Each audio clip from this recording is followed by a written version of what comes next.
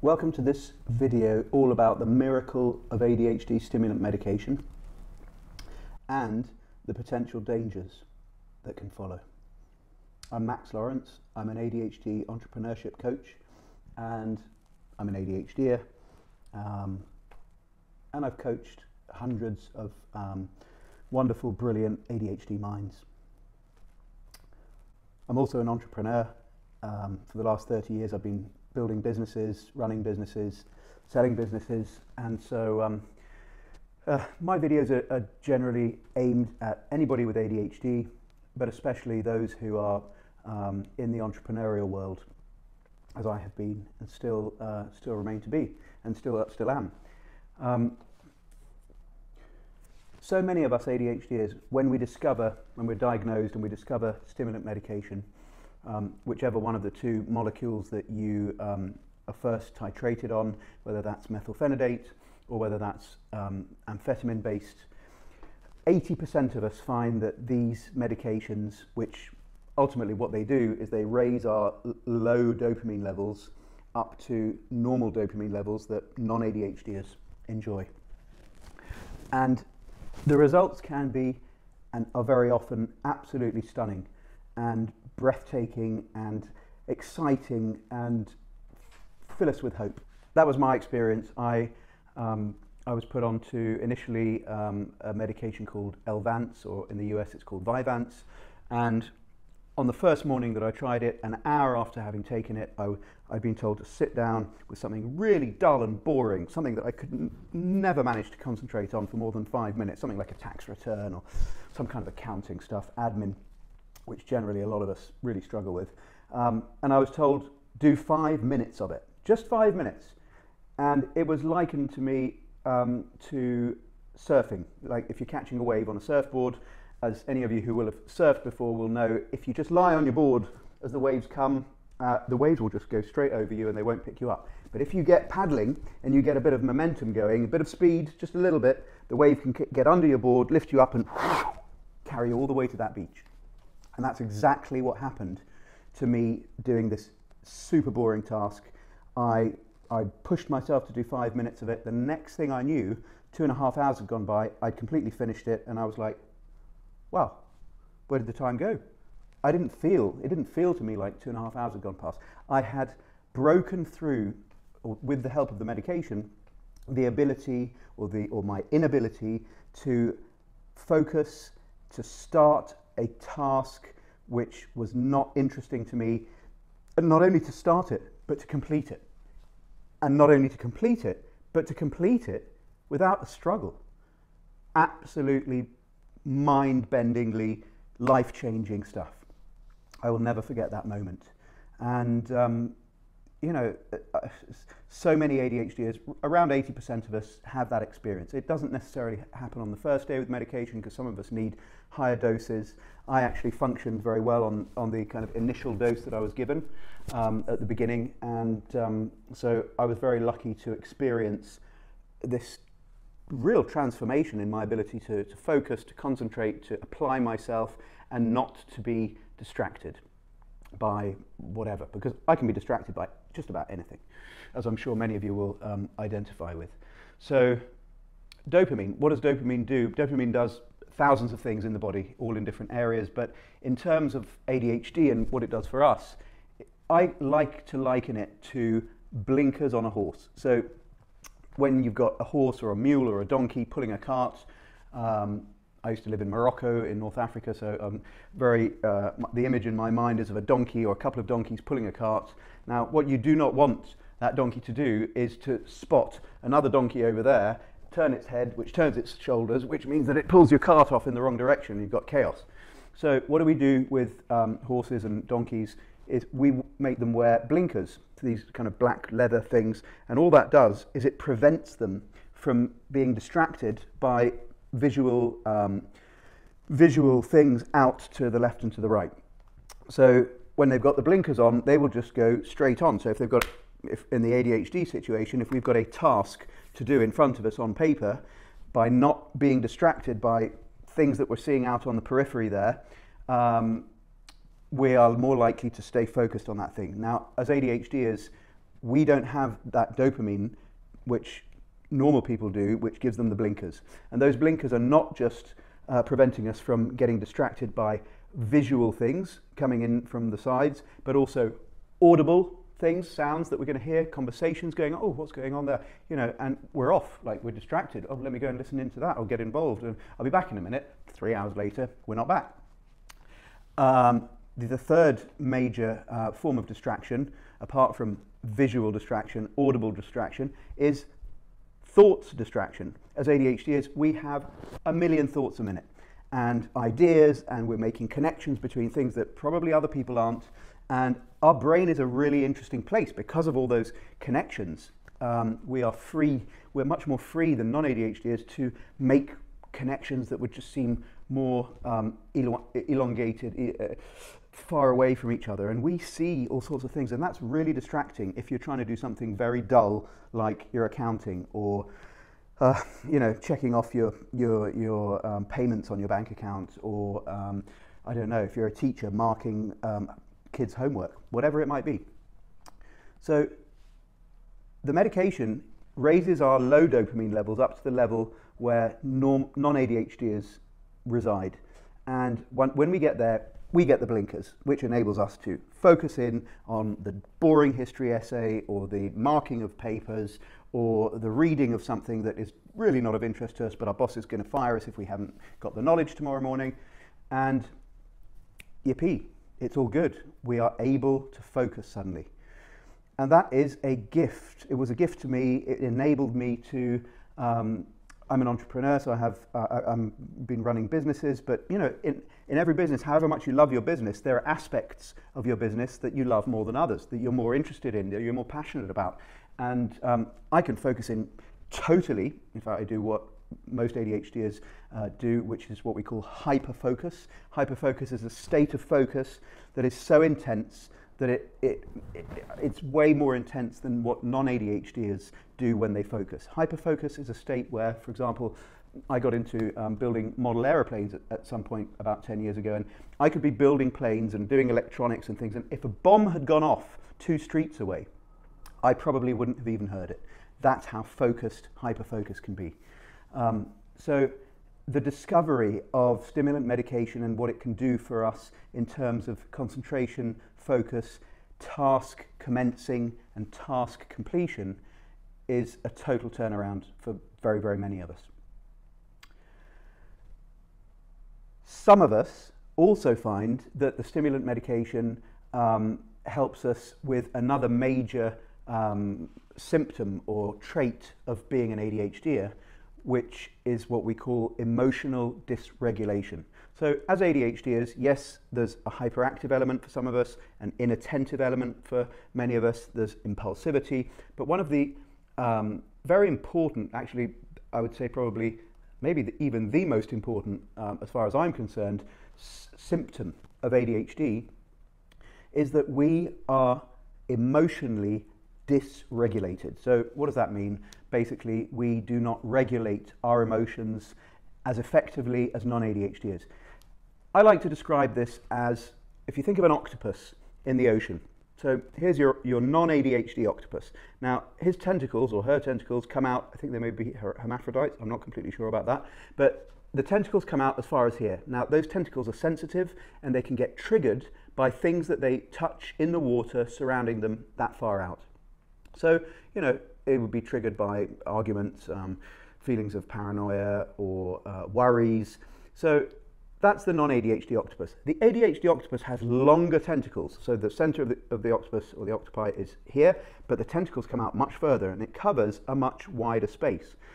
So if you imagine that you've got more distance around the animal that can be detected, in which we can detect stuff that's going to trigger us emotionally, basically the ADHD octopus gets triggered by things that are further away, that are lesser, that the non-ADHD octopus would not get triggered by. So we have this kind of more sensitive and wider reaching area in which we can be triggered emotionally. Now, if you think about the bull in the china shop kind of situation, if we take those two octopi, the non-ADHD octopi with its shorter tentacles and the ADHD octopi with its longer tentacles, and we put them both into a china shop. And both of them have been triggered emotionally. So when we get triggered emotionally, we give off, we express our emotions through, it could be excitement, but it could be anger, it could be fear, it could be frustration. And so the octopus, when triggered, flays its tentacles around it like that, in a whole mess. Now, if you compare the two, one with shorter tentacles and one with longer, of course the ADHD octopi is going to break a lot more china in that china shop than the shorter tentacled non-ADHDer. And this is just a metaphor to explain how we are more easily triggered by lesser things that are further away from us, that other non-ADHD people would probably not be triggered by, or less triggered by. And when we express the result of being triggered, so the emotional expression of the ADHD is basically bigger, it's louder, it may be more violent, it may be more frustrated, it may be higher volume, and flaying those tentacles is going to break more stuff. And when I talk about breaking more stuff, that kind of relates to, we break stuff around us, not necessarily physical stuff, china or glasses or paintings on the wall, but it tends to be relationships. It tends to be, we break stuff with people around us. So the people who tend to suffer are long tentacled expressions of emotional dysregulation tend to be the people who we are living closest to, working closest with, or it could be some innocent bystander in the next car along who receives some nasty shouting or a nasty finger sign of some sort or another. But basically, our dysregulation of our emotions, or our lesser regulation of emotions, equates to us doing more damage to our surroundings, and the most important part of our surroundings tends to be the people who surround us. And the most important of those people are probably the people we love the most, whether it's parents, partners, siblings, close friends, colleagues, bosses, employees. They tend to take the brunt of those flaying tentacles. And that, over time, can be very, very destructive in the life of an ADHDer, equating to losing a job. Or if you're running a business, people leaving your business because they can't put up with it. In the home, it could be, if we're young and we're still living with our parents, it could be parents really losing it with us and just kind of in dismay as to how to get us to communicate in a less extreme way. If we are in a partnership or a marriage, partners struggle and find it difficult to sustain such emotional outbreaks. And if we have children, children can really suffer from over-emotional outbreaks. Children are sensitive and impressionable and fragile and very easy to traumatize. And so the consequences of emotional dysregulation in the ADHD mind are very far-reaching. We're talking like this can touch just about every important area within our lives. So emotional dysregulation as a symptom or trait of ADHD is, I believe, very much underestimated and not given enough coverage, if you like. People tend to focus in on that hyperactivity and the impulsivity and the inattention, but actually probably, well, you know, in terms of self-destructiveness and destruction of relationships. And relationships, you know, remember, we're humans, we are social creatures, we depend very much upon being accepted in our social group, in our village, in our tribe, in our corporation, in our friend group.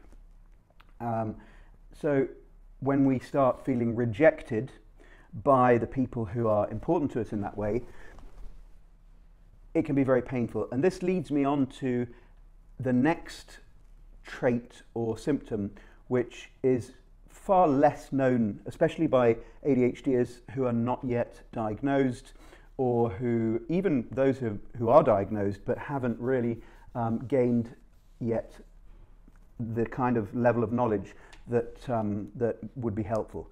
So the next trait I'm going to talk about is, it's all about rejection.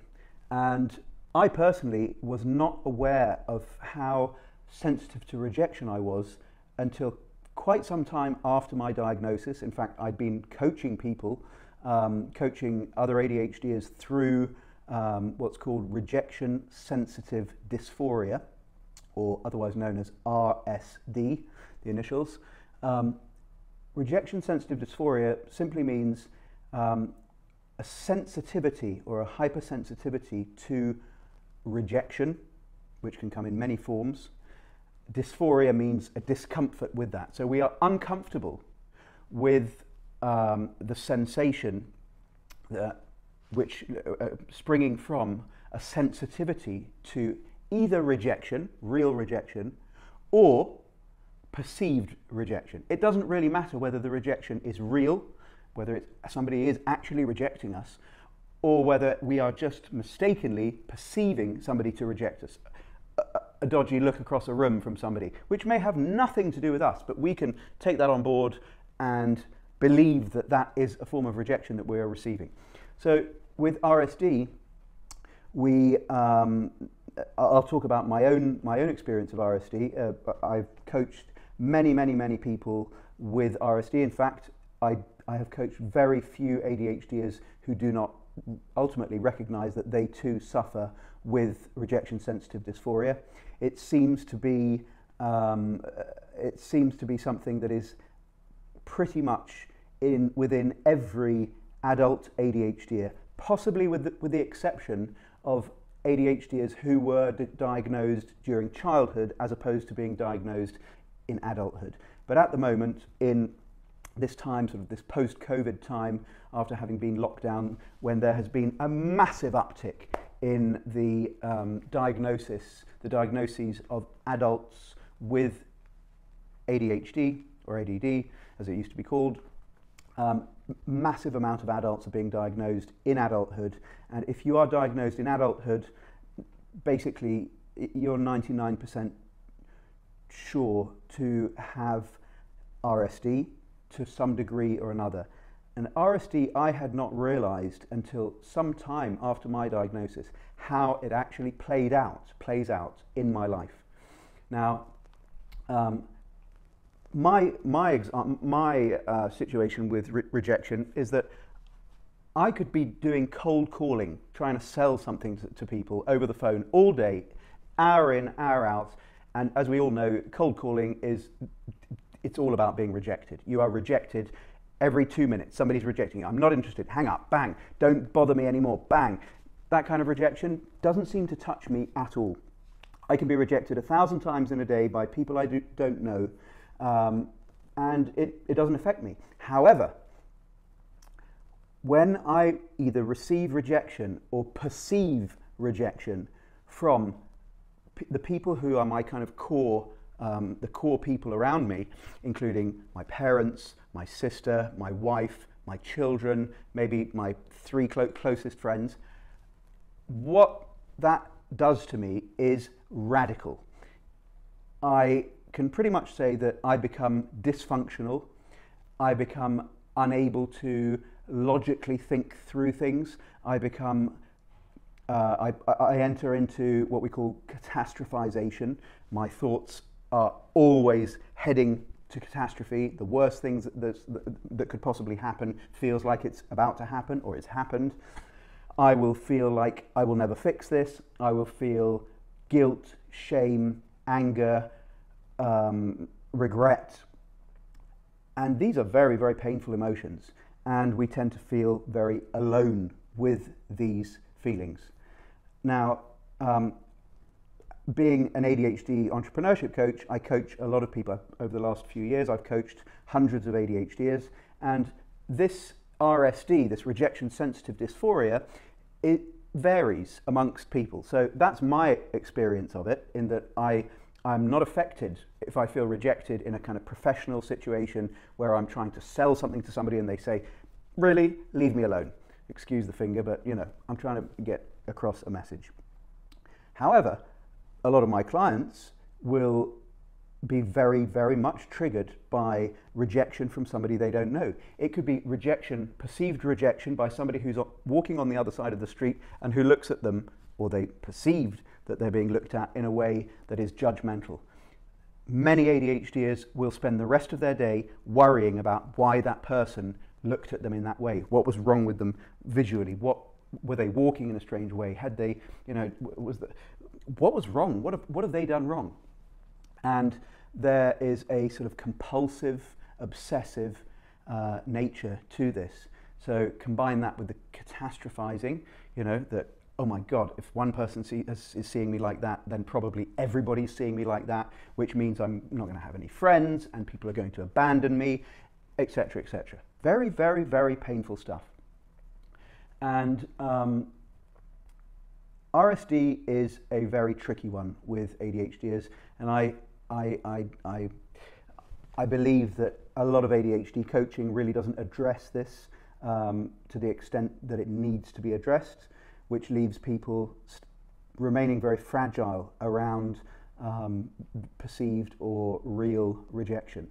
And a fact of life is that as we go through life, we are going to receive rejection. It's normal. There is nothing wrong with being rejected. We can be rejected in very normal ways. Like you might drive into a garage with your car and say, I've got a problem with my brakes. Would you be able to fix them today? And they say, sorry, we can't, we're overbooked. Now, to me, that would be just like, okay, I'll move on, go and find another place. They're busy. But some people will take that as they did have space. It was a kind of paranoia. They did have space, but for some reason they didn't like me, or they didn't like the look of my car. There's something wrong with me. They are cold shouldering me. And they may drive off and really, really worry about it, and may not even dare to go into a second brake repair shop in case that happens again and that the bad stuff is reinforced. This is very, very painful to live through.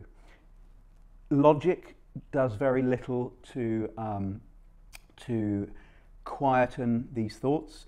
It's irrational, but it's just the same as if I said to you, put your hand out, I'm going to put this kind of creepy looking spider on your hand, big one, hairy one, looks very dangerous, but I promise you, he can't hurt you. He doesn't have any venom. You are probably not going to want that spider on there, because despite the logic of me explaining to you that that spider cannot hurt you, you're still going to be freaked out. It's very similar. It's irrational, but it is full and heavily charged with pain. And so I'm going to be doing another video specifically around rejection sensitive dysphoria and how to start reducing it. And as I said, rationalizing doesn't work on its own, but there are ways that we can really work to help people to reduce the paranoia, reduce the catastrophizing thoughts, and to really improve their quality of life by becoming able to accept that rejection is part of life and really bears no real has no real bearing on who they are, or who you are, or who I am as a human being. We can be rejected for many, many reasons which are totally nothing to do with, am I a good enough person? Am I nice enough? Do I look okay? Do I sound okay? Is my car okay? Is my haircut okay? There's definitely stuff that we can do, and as I said, I'll put this into a separate video, which will come soon.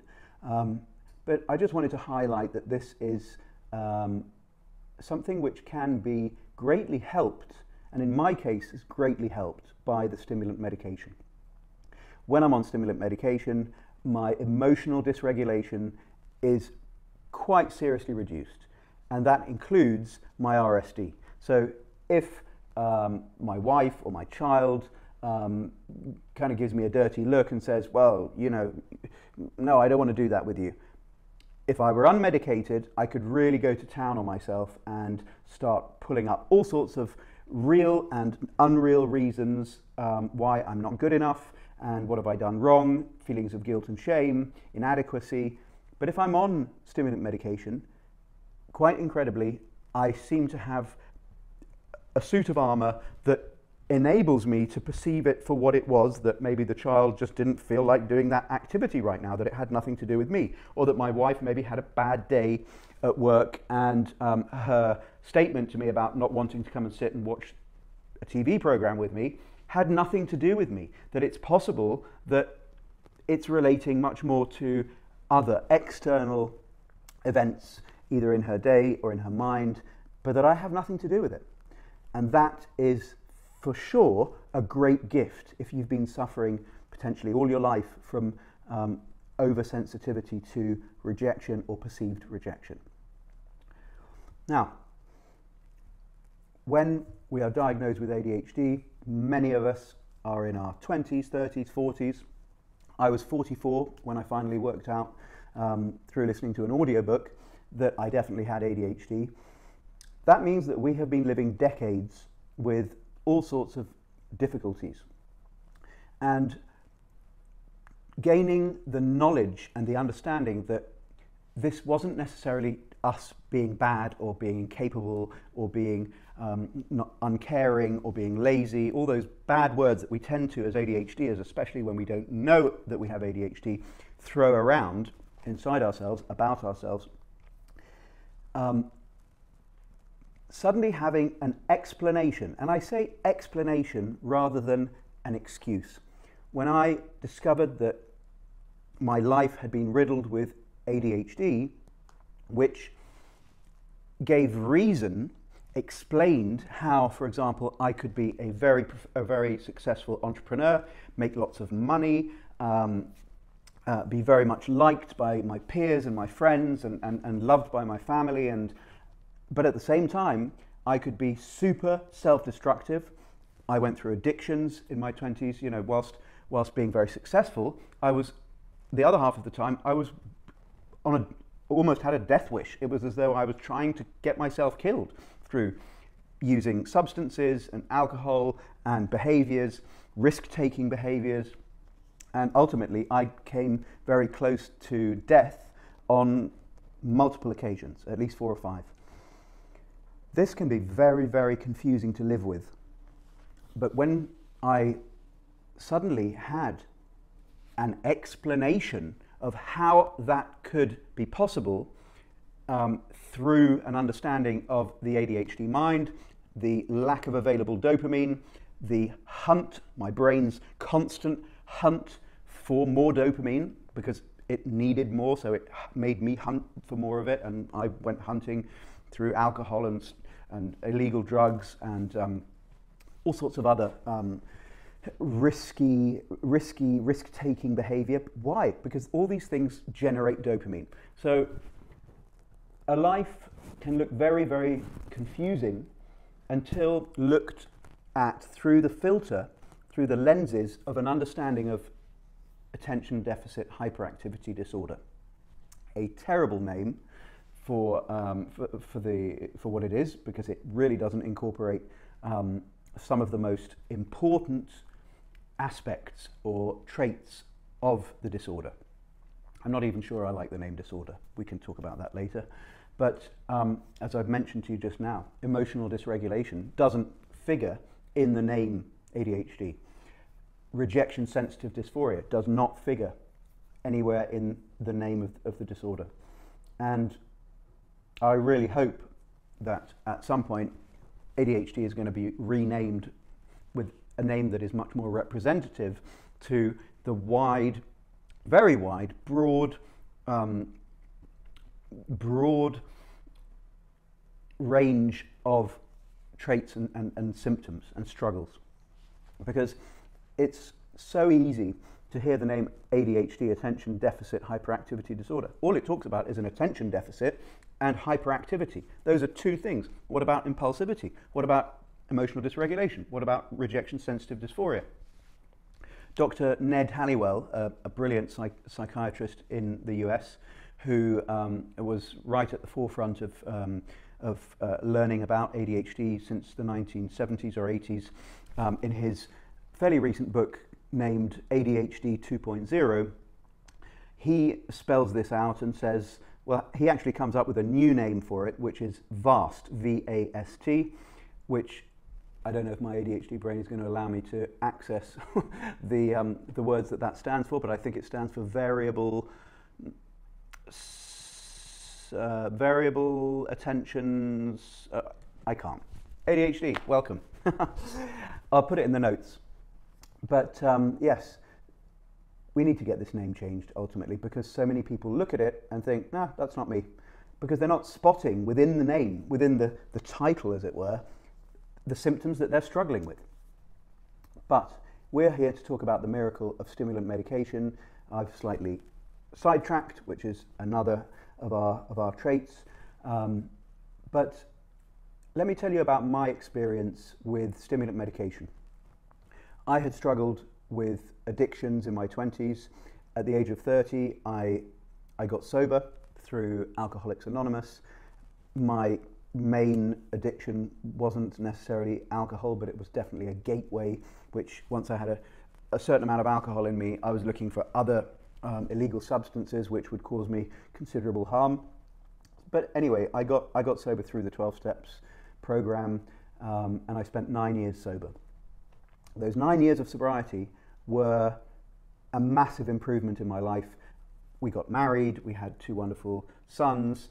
I built another very successful business, and things were great. However, at some point, I lost my business through being disrupted by some new players in the market, and I then made an investment into another project which kind of didn't pan out. And I experienced a sort of double whammy of failure. That's how I perceived it. And I spiraled back into, initially through moderate drinking, but that then became less moderate drinking, and that then became numerous drug relapses, which culminated in my wonderful wife giving me an ultimatum saying, this can't go on. And my story is that 6 months earlier, my therapist, and I've always done a lot of therapy over the last 20 or so years, because I've been holding on to whatever I could to get me through. But no therapist until this wonderful man, whose name is David, said to me one day, you might want to look into this thing called ADHD. I don't know much about it, but there's something that's pulling my chain saying it might be worth you looking at. I immediately downloaded an audiobook, which I then proceeded to procrastinate about listening to for the next 6 months until that ultimatum came from my wife. And of course, she was absolutely right to give me that ultimatum. 2 days later, I was driving my car from Bristol, where I live in England, in the UK, up to London for a business meeting. And I thought, I knew I was in trouble. And I remembered this audiobook and I put it on. And as I was getting into London, I was around the end of chapter 3 or 4, and I had been sitting there going, tick, that's me, tick, tick, tick, tick. And at one point I pulled up at a traffic light and I just burst into tears. These were not tears of sadness. These were tears of pure relief. I was so relieved to finally have an explanation as to why my life was so kind of complicated, in the sense of contradictory is more the word. I wasn't looking for an excuse.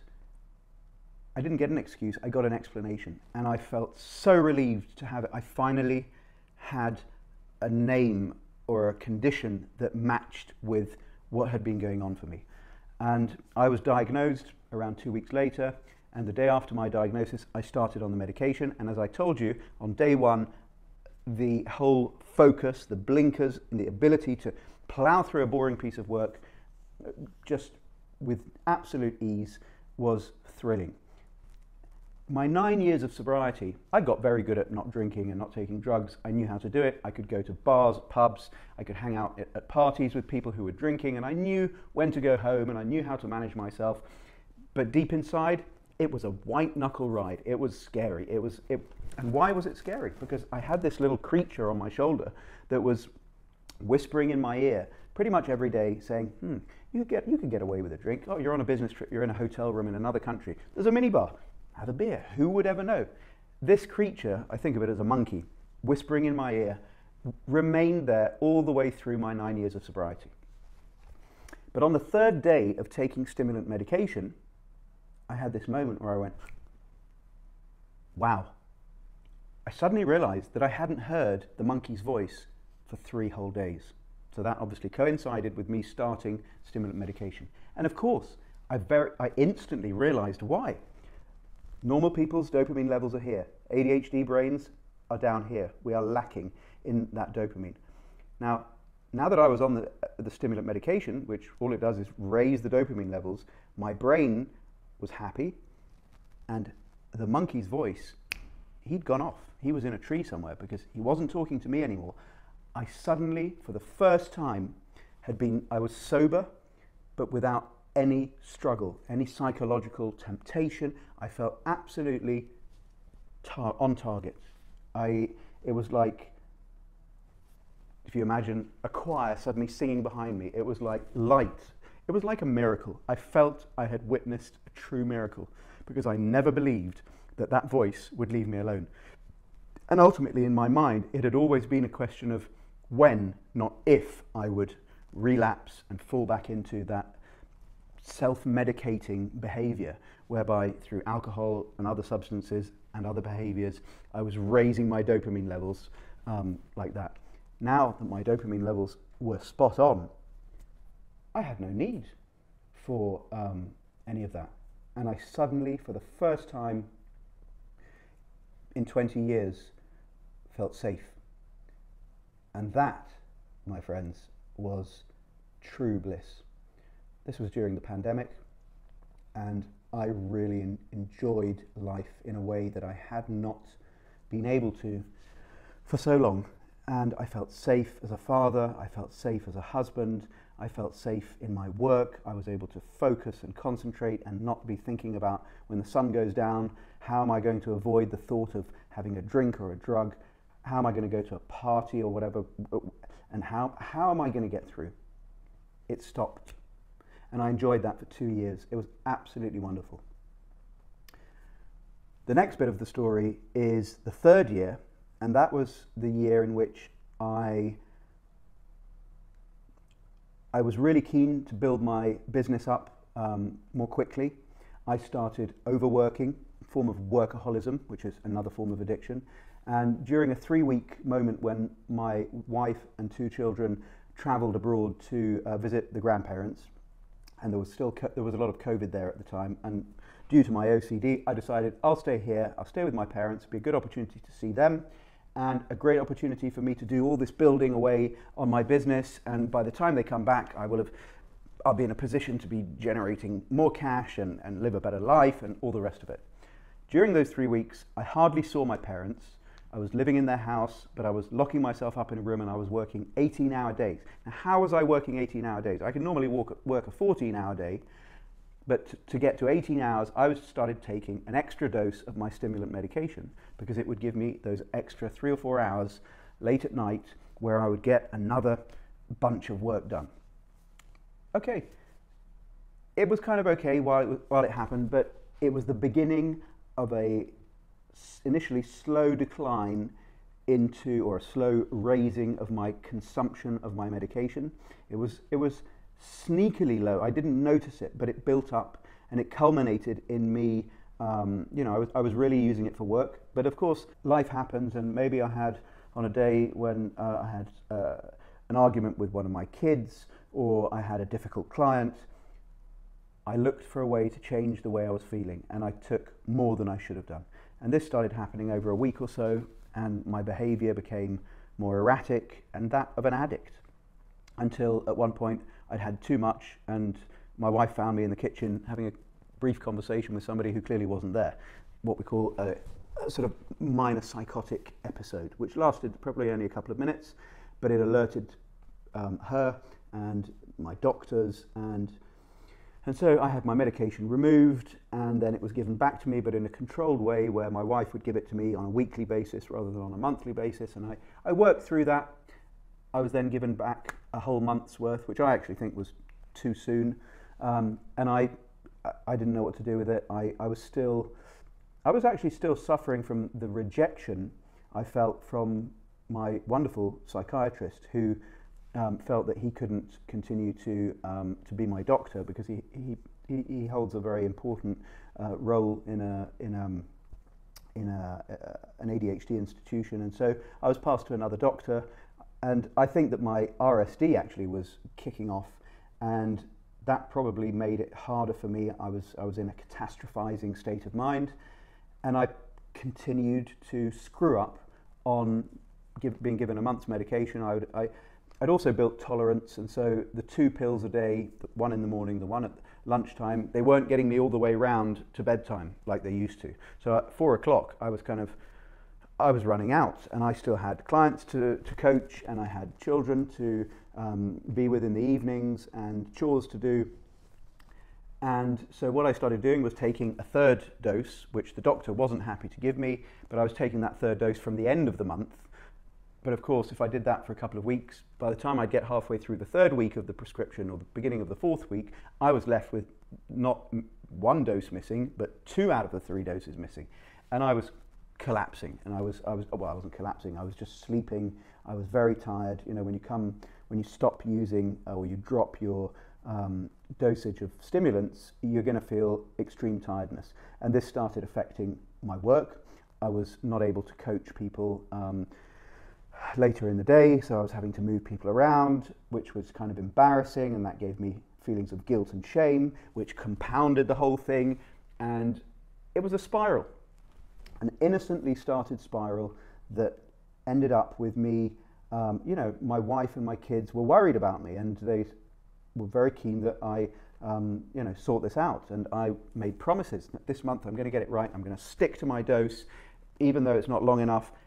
But you know, the addict in me, left over from my 20s, who you know, had controlled my life, kind of took over again. And this is what I wanted to talk about. These stimulant medications are miraculous for ADHDers. But if you do have a past with addiction to substances, especially stimulant substances, whether that's cocaine or speed or you know, other types of methamphetamines, if that's in your past, then you've kind of got a pre-programmed route back to addictive behaviors. And I think that's what happened to me. And so it took many months of me failing to get control of my consumption of the medications. I wasn't consuming more than they were giving me on a monthly basis because that's all I could get. But I also dabbled into illegal stimulants, trying to fill the gap, and that, of course, caused, you know, on a couple of occasions, really uncomfortable, scary situations, both for me, you know, ending up in accident and emergency at hospital, for my poor wife, who was, you know, terrified to see me in states of, you know, just not a normal brain. And of course my children were picking up on it through my wife's anxiety, through my own behaviors and inability to function as I had been functioning for several years. It got out of hand, and well, I speak to you today from a beautiful place, which is actually an addiction rehab centre. I am now presently at a wonderful rehab up in the north of England. Very, very advanced kind of thinking here, and I was in rehab over 20 years ago, in my late 20s, for the drink and drugs issues that I had then. And it's really interesting coming back and looking at the mechanisms that have been in play. You know, it hasn't been about drinking. I haven't, you know, drunk. I haven't picked up on drinking through this kind of relapse. It was really all about trying to function enough in my day, and so it's all been about stimulants. And at the moment I'm looking at my options as to whether I continue to use ADHD medication because of all the great benefits, but I'm balancing that up against the potential downfalls which I've recently experienced and which have put my most loved ones through real fear and worry. And actually, I'm very keen to stop stimulant medication, because I think, having coached so many ADHDers and having learnt so much about ADHD and how we can counteract difficulties that we have, having learnt so much through studying up about this to become a coach, but I would say even more so from learning from all the people I've been coaching, it seems that I have a much better control today over my ADHD symptoms than I ever did before being on ADHD medication. So right now I'm feeling very positive about re-entering the world and being able to manage my ADHD symptoms through what I've learned. And this is what I always say to ADHD clients who I'm coaching: knowledge is power. The more knowledge you can get around how ADHD works for you, and it works slightly differently for all of us. It's like ice cream. I tell people ice cream comes in many different flavors. They all taste different, but they're all ice cream at the end of the day. So ADHD comes in many different flavors, you know, different symptoms, traits, struggles, advantages. At the end of the day, they're all ADHD, which is just a name for a group of symptoms, really. But I'm fascinated by the ability of stimulant medication to change people's lives for the better. And of course, the vast majority of ADHDers do not have the kind of addictive past life stories that I have, and many do, but the majority don't. And so the majority of ADHDers will run no risk whatsoever of misusing and abusing the stimulant medications, which are, it must be noted that stimulant medications, amphetamines and methylphenidate, they are highly addictive substances if used incorrectly. If you stick to your prescribed dose, you will not become addicted. You will rely upon them for living your life in the way that you choose to. But if you don't exaggerate and abuse and exceed the prescribed dose that you're set, you will be absolutely fine on them. This is really my story is just relevant to those people out there who do have, and you know who you are. We all know who we are. If you have an addictive nature and in your past you have enjoyed stimulant drugs, then you want to be thinking about this, because despite me for 2 years using them in exactly the right way, never abusing them, never overdoing it, when pressure came on, and this was pressure that I put on myself: Max, you need to make more money, you need to scale your business, you need to help more ADHDers, how can I do this? And I had a plan, and it required a lot of work and a lot of hours. And look, I innocently fell into a trap of using the energy and the focus that the medication gave me for a good cause, but it ended up causing me absolute chaos, havoc, pain, regret, shame, guilt, remorse, and fear. Coming away from that, my negative story, I consider my story with ADHD medication to be a very positive one, with a twist at the end that can be avoided. Firstly, most ADHDers will not even need to worry about that, but for those of you out there who, as I said, you know who you are, if you're someone who enjoys stimulants or has done in the past, then you want to be listening to this and weighing up, you know, the pros and the cons. There are, of course, ways to completely avoid this happening. For example, having your medication given to you not a month at a time, but either a week at a time or a day at a time. And I can put some links in the description For example, there is a very clever pill box which is made out of super strong reinforced steel, and it dispenses your dose every day. It can't be broken into. There are 4 locking systems. I've seen it online, and it's I think it's a really great invention. It's kind of expensive, but let's see if we can maybe negotiate some kind of a discount for my subscribers. So I'm going to stop this talk here. I'm going to carry it on in other videos. If you've liked this video, if this video has been in any way helpful to you and may have taught you something that you think may be valuable to you, I'd be really grateful if you would hit the like button. And to get more of my videos which are going to be coming out, please hit the subscribe button and that bell so that you get a warning as to, yep, here's a new video from that lunatic ADHDer Max. I love hanging out with ADHDers, my tribe, and there's something wonderful about the normalization that we can feel by either listening to or having conversations with other people who just get us. I get you. If you've got ADHD, I get you, and I'm going to be talking about stuff that's really, hopefully, very relevant to you, and hopefully I can make a difference by just passing on information that I've gathered, not just through my own ADHD, but through the hundreds of people that I've been helping over the last years to help to improve theirs, to improve their lives. I'm ADHD Max, and please comment down below if you have any questions or if you have any videos that you would like me to make. As you can tell, I'm very open, and I will always give you the honest truth as I see it. And if you're interested in coaching, please either message me or check out on my website. There will be links there to my coaching programs, which are one-to-one, but I also have a group coaching program which makes coaching for people a lot more reasonably priced. And I believe that really ADHDers need coaching over a year to make sure that stuff sticks.